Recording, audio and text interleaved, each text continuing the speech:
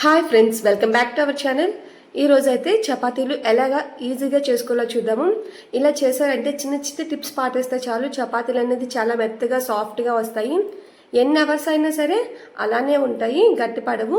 ఇది చాలా స్మూత్గా ఈజీగా ఇంట్లోనే చేసుకోవచ్చు. దీని ప్రాసెస్ చూద్దాం రండి.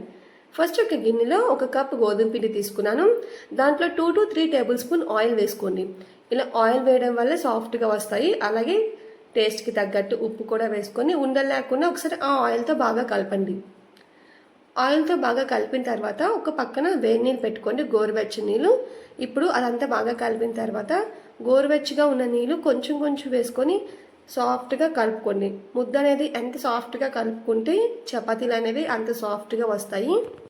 ఇలా వేడి నీళ్ళు వేసి కలపడం వల్ల చపాతీ సాఫ్ట్గా ఉండి ఎక్కువసేపు గట్టి పడకుండా సాఫ్ట్గా ఉంటాయి.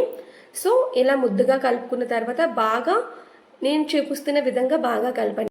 ఈ ముద్దని ఒక 10 నిమిషాల పాటు పక్కన పెట్టుకోండి. 10 నిమిషాల తర్వాత చిన్న చిన్న రౌండ్ ఉండలుగా చుట్టుకొని పొడిపిండితో వేసి సైడ్ పెట్టుకోండి. ఇప్పుడు చపాతీ కర్ర తీసుకొని మనం ఎంత వీలైనంత సాఫ్ట్గా, అంటే వీలైనంత పల్చగా చపాతీ అనేది పాముకోండి.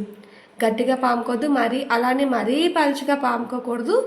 నేను చూపిస్తున్నాను కదా, ఆ థిక్నెస్తో మనం పాముకుంటే సరిపోతుంది. చపాతీలు విరగకుండా ఉంటాయి. సో ఇలా చపాతీలన్నీ ప్రిపేర్ చేసుకొని ఇప్పుడు స్టవ్ మీద ప్యాన్ పెట్టుకొని కొంచెం ఆయిల్ వేసుకొని ఆయిల్ అనేది మొత్తం అంతా స్ప్రెడ్ చేసుకొని మనం ఆల్రెడీ పాముకున్న చపాతీలు ఉన్నాయి కదా, హై ఫ్లేమ్లో మాత్రమే అటు ఇటు తిప్పుతూ హై ఫ్లేమ్లో మాత్రమే చేసుకొని, లో ఫ్లేమ్లో చేస్తే చపాతీ అనేది గట్టి పడిపోద్ది. హై ఫ్లేమ్లో చేస్తే ఫాస్ట్గా అయిపోతాయి, అలాగని చాలా సాఫ్ట్గా వస్తాయి. హై ఫ్లేమ్లో మాత్రమే చేయండి. ఒకసారి ఖచ్చితంగా ట్రై చేయండి. ఇలా చేస్తే చపాతీలు అనేవి చాలా సాఫ్ట్గా వస్తాయి, ఎక్కువసేపు కూడా సాఫ్ట్నెస్ ఉంటాయి. అన్ని చపాతీలను బాగా కాల్చుకొని మీకు కావాలంటే ఆయిల్ లేకుండా కూడా కాల్చుకోవచ్చు. ఆయిల్ వేసుకుంటే కొంచెం ఆయిల్ వేసుకుంటే చాలు. సో అదంతా అయిపోయిన తర్వాత సైడ్కి తీసుకోండి. అంతేనండి, చాలా ఈజీగా చేసుకోవచ్చు. ఇంట్లోనే చాలా సాఫ్ట్గా చేసుకోవచ్చు. కొంచెం మంది పూర్తిగా ఆయిల్తోనే చేస్తారు. అలా కాకుండా ఒకసారి ఇలా ట్రై చేయండి. మన ఛానల్ని ఎవరైనా ఫస్ట్ టైం చూస్తుంటే సబ్స్క్రైబ్ చేయండి, లైక్ చేయండి.